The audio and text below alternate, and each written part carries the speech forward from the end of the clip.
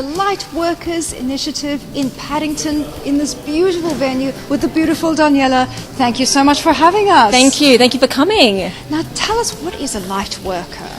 A Lightworker is someone that wants to make the world a better place. Simple, very simple. So it could be therapists, it could be psychologists, it could be people who are passionate just about, like when they see things that are happening that are really great and helping people, they feel like, oh wow, I really love that. Like they want the world to be better. So that's what a Lightworker is. And it's not necessarily someone that's doing something in the world, but they just have a desire to want to make the world a better place. What a fantastic thing, getting everyone like that together. We need more people like that in the world, you really do. Now, tell us a bit about this event, because you had it last year. Is it an annual thing? This event is twice a year, and this event is Wisdom of Women, and it's an event to celebrate the wisdom and guidance of women across all generations. Last year we had speakers who were working with children, putting an end to violence, homelessness, a lot of different issues, so people that were out there in the world doing things in different ways. This time is really focusing on how can we take the wisdom of women and bring that into decision making in our world, bring the wisdom of women into our families, into our relationships. Yeah. So who have you got speaking tonight? So we have Prue McSween. Yeah.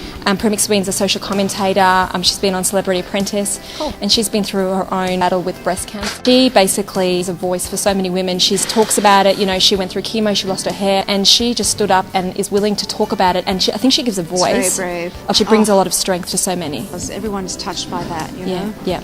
And who else have you got? You got a first Australian, haven't you? We do. We have a first Australian, yes. Cool. Susan Moylan Coombs is this absolutely inspirational lady. When she speaks, I get very moved. Yeah. Because I think that the wisdom from the Indigenous cultures, from the first Australian culture, is so profound. And she talks a lot about the wisdom of women, the power of women in the Indigenous culture. I really hope that this continues to be definitely a global annual thing.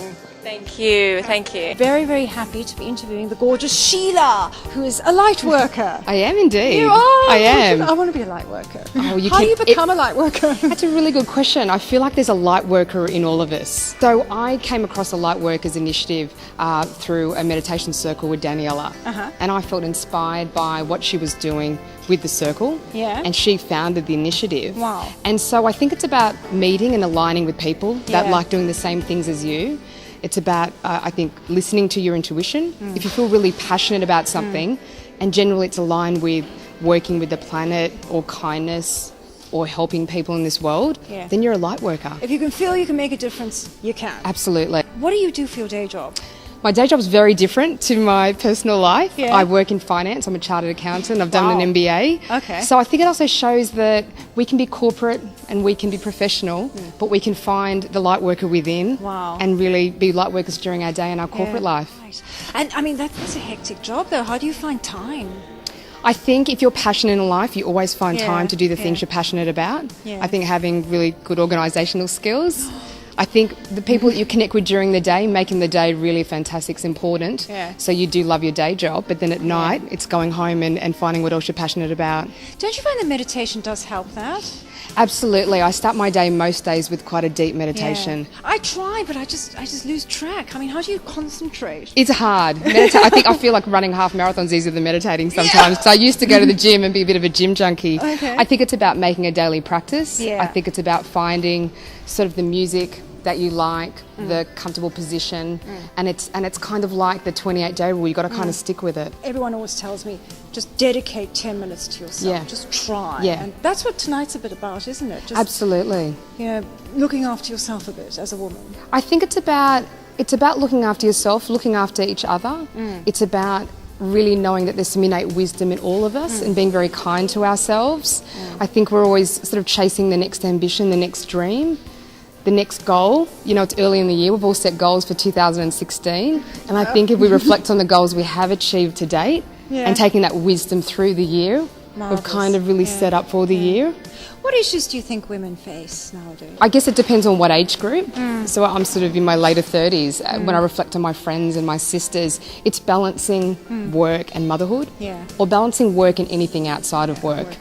If you have children and work, it's a big juggling act, isn't it? And women do sort of fall by the wayside a bit. I think so, absolutely. But I think there's a lot to be taken away from this event for men and women collectively. Yes, I think so. Yeah.